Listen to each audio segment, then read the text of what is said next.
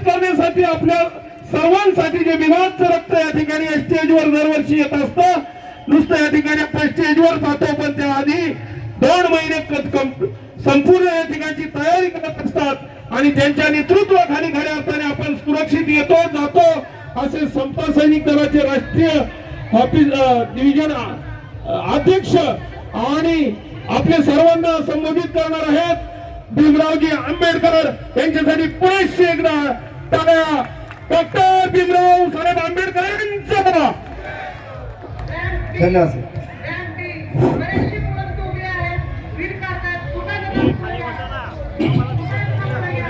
महाकारुणी तथागत भगवान गौतम बुद्ध,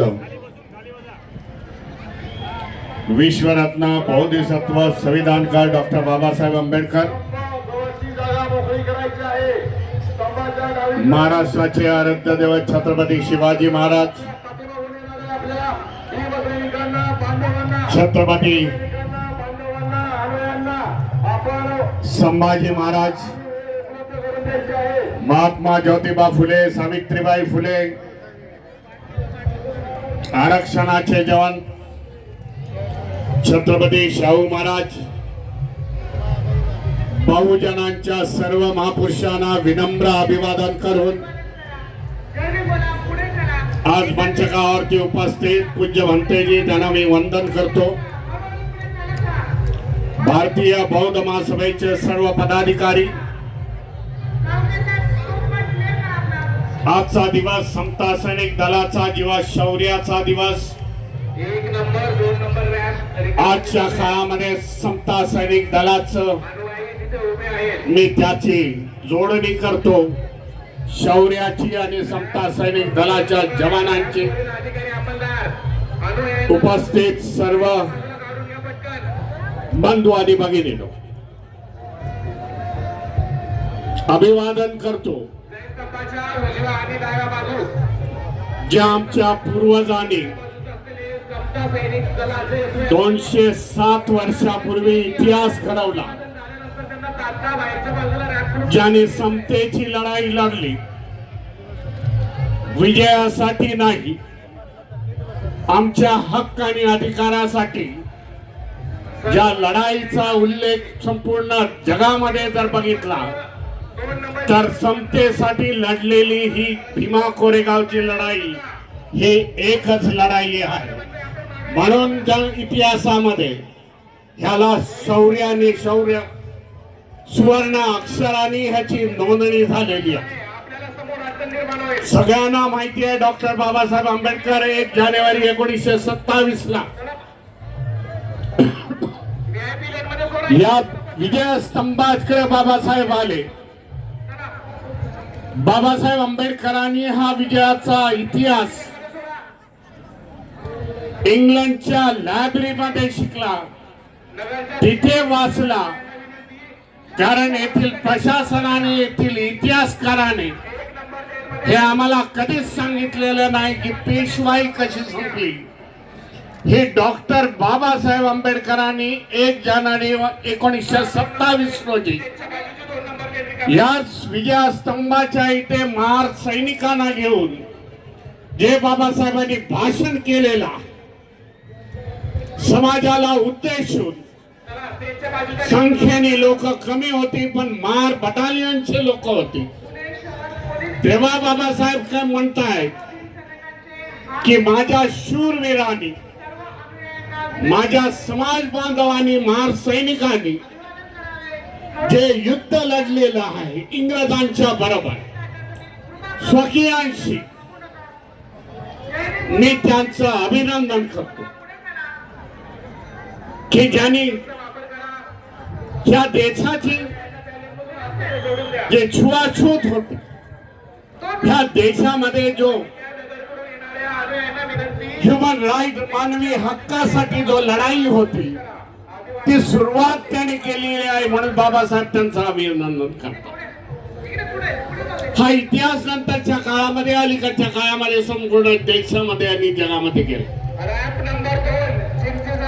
की ज्याच्या माध्यमातून आज या शूरवीरांना अभिवादन करण्यासाठी पाठीमागच्या अनुयायांना अभिवादन करण्यासाठी एका जागेवर देशभरातून जगभरातून लोक आहेत ते आज येत नाही भीमा कोरेगावला. लेन बंद करू नका. नागरिकांना हाताने इशारे करा. आतमध्ये पाठवू. ज्यांना इथे येणं जमत नाही या भीमा कोरेगावला अभिवादन करण्यासाठी त्या प्रत्येकाने असा विजयस्तंभ अहिल्यानगरकडून येणाऱ्या आपल्या आपल्या राज्यामध्ये उभा केलेला. लेनचा वापर करा. एक नंबर लेनमध्ये मी हे कर्नाटकामध्ये बघितलं, स्टेजचा लेनचा वापर करून मी हे तेलंगणामध्ये बघितलं. जेव्हा त्यांच्याकडे ह्या विजयस्तंभाकडे महार बटालियनचा पेशवाई कशी खतम झाली त्याचा जेव्हा इतिहास गेला त्यांनी ह्याची प्रतिकृतीता आपल्या आपल्या राज्यामध्ये उभी केलेली आहे. हा आपल्यासाठी शौर्याचा दिवस आहे. 1 जानेवारी आपल्यासाठी शौर्याचा दिवस आहे. हे शौर्य सांगतं की हा समाज केवढा शूरवीर होता.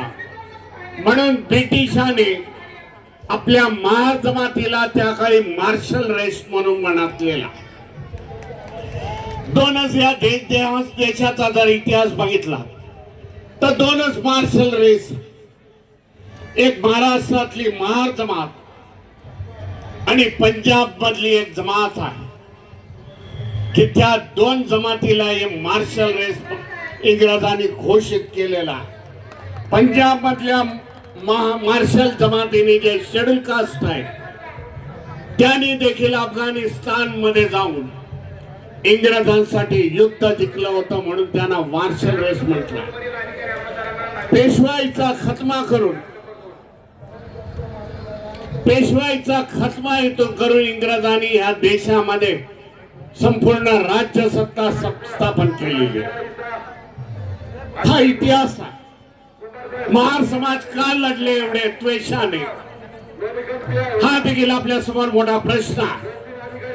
त्याने बघितला आपला राजा छत्रपती संभाजी महाराजांचा जो खून करण्यात आला त्या खुनामध्ये पेशवाईंचा हात होता. खून दुसऱ्यांनी केला, मुस्लिमांनी केला, परंतु त्याला जे सहकार्य मिळालेलं आहे ते हा पुण्यातल्या पेशवाईंकडून मिळालेला. म्हणून या महार समाजाला, महार सैनिकाला त्याच्याबद्दल राग होता की आमच्या राजाचा खून मनुवादी पद्धतीने करण्यात आला आणि त्यांचं देखील शव हे महार समाजाच्या सैनिकांनी या वडूज मध्ये त्यांचा शव आणून त्यांना रीतसर असा अग्निसंस्कार दिलेला. हा एका बाजूला राग होता, दुसऱ्या बाजूला आमच्या गळ्यामध्ये मडकं होतं, पाठीला खराटा होता, झाडू होता. आम्हाला कुठलेच धार्मिक पद्धतीचं स्वातंत्र्य नव्हतं. हा सगळा राग घेऊन ही पेशवाई खतम करण्यात आलेली आहे आणि त्याचा 207वा शौर्य दिवस आपण त्यांना अभिवादन करण्यासाठी आज ते लाखोच्या संख्येने दरवर्षी जमत असतो. ही लढाई संपलेली नाही हे देखील आपल्याला सांगू इच्छितो. लढाई आज देखील चालू आहे.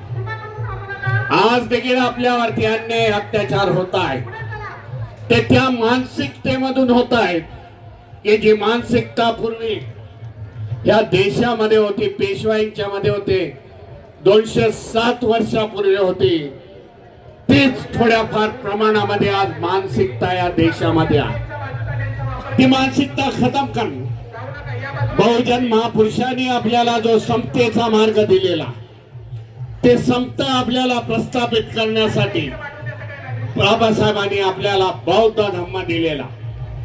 म्हणून ही समता प्रस्थापित करण्यासाठी आपण कटिबद्ध असलं पाहिजे. जे जे आपल्यावरती अन्याय अत्याचार करते त्याला आपण त्या मार्गाने उत्तर देणं हे खरं म्हणजे त्या वेळच्या 207 वर्षापूर्वी महार सैनिकांनी जे दाखवून दिलं आज देखील आपल्याला दाखवण्याची गरज आहे. महाराष्ट्रामध्ये आता जे घडलेले परभणीची घटना असेल, बीडची घटना असेल, परभणीच्या याच्यामध्ये आपला तरुण नाहक पोलिसांच्या हल्ल्यामध्ये मृत्युमुखी पडला आणि तेथील जनतेने दाखवून दिलं प्रशासनाला आंदोलनाच्या माध्यमामधून की आम्ही दबणारे नाही, तर आम्ही त्याचा न्याय मागू. त्याचा झालेल्या जे सही झालेले आहे त्याच्याबद्दल आम्ही सरकार दप्तरी न्याय मागू, या प्रकारची भावना आज ठेवलेली आहे. म्हणून येणारा काळ हा कठीण काळ आहे मला तरी वाटतं. कारण बाबासाहेबांना विरोध करणारे, बाबासाहेबांच्या क्रांतीला विरोध करणारे, बाबासाहेबांची क्रांती दडपून टाकणारे आज सत्तेमध्ये बसलेले आहेत, केंद्रामध्ये आहेत, राज्यामध्ये आहेत. केंद्राच्या होम मिनिस्टरने जो केंद्रीय मंत्री तडीपार, ज्या केंद्रीय मंत्र्यावरती खुनाचे आरोप आहेत, अशा माणसाने बाबासाहेबांचा पार्लमेंटमध्ये अपमान केला. पार्लमेंटमध्ये जेव्हा संविधानावरती चर्चा होत होती तेव्हा या गृहमंत्र्यांनी बाबासाहेबांचा ज्या प्रकारे उल्लेख करण्यात आला तो अपमानकारक उल्लेख, म्हणून देशामध्ये पूर्णतः आंदोलनाच्या माध्यमातून त्यांना दाखवण्यात आलं. महाराष्ट्रामध्ये नाही तर पूर्ण देशामध्ये, मग ते नॉर्थ असेल, हिंदी भाषिक राज्य असतील, साऊथ मधली राज्य असतील, प्रत्येक ठिकाणी त्याचा निषेध करण्यात आला आणि त्याला त्याची धागा दाखवण्यात आली. मध्यंतरी मी आता 4 दिवसापूर्वी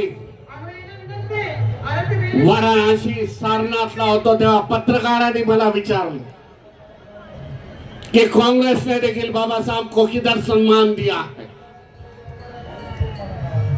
तेव्हा मी म्हटलं बाबा कांग्रेसने दिला नाही तो त्यांचा प्रश्न, इसका ये मतलब नहीं होता है कि बीजेपी ने बाबा साहब का अपमान किया जाए, ये लाइसेंस उनको नहीं मिलता है.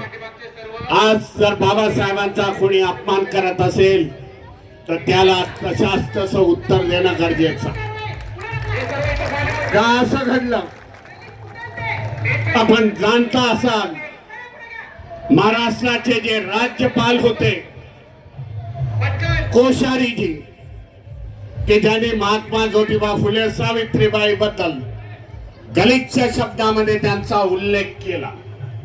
आपल्याला जाणवत असेल छत्रपती शिवाजी महाराजांच्या बद्दल हाच माणूस एक केंद्रातला नेता देखील अशा प्रकारचं त्यांनी वक्तव्य केलं, पण दुर्दैवाने समाजामधून तशी रिॲक्शन आली नाही. त्यांचा निषेध करण्यात आला नाही ज्या प्रमाणामध्ये व्हायला पाहिजे होता.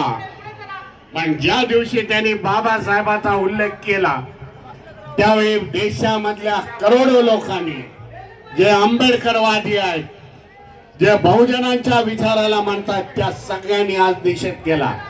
आज देखील आमची मागणी आहे, पंतप्रधान मोदीजींकडे आमची मागणी आहे की अशा तडीपाय होम मिनिस्टरला आपल्या मंत्रिमंडळातून घालून द्या, नाहीतर आम्ही समजू हे सरकार जातीवादी आहे, बाबासाहेब आंबेडकरांच्या विरुद्ध आहे, महापुरुषांच्या विचाराच्या विरुद्ध आहे. या या पक्षाला आम्ही कधीच राजकीय आश्रय देणार नाही. आज मला येताना आश्चर्य वाटलं. मी जेव्हा भीमा कोरेगावला अभिवादन करण्यासाठी शेकडो माझ्या समता सैनिक दलाच्या बरोबर जात असताना ते आज केंद्रामध्ये मंत्री झालेले आहेत,